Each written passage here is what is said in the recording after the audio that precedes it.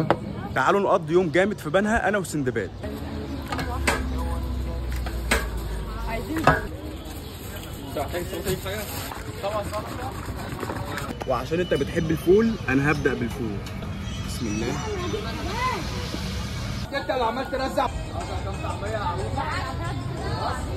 كده الكلام عادي.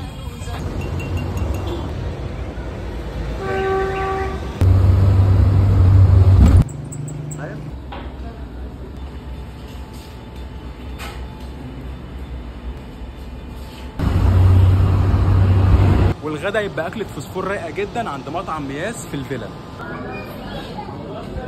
بسم الله. ود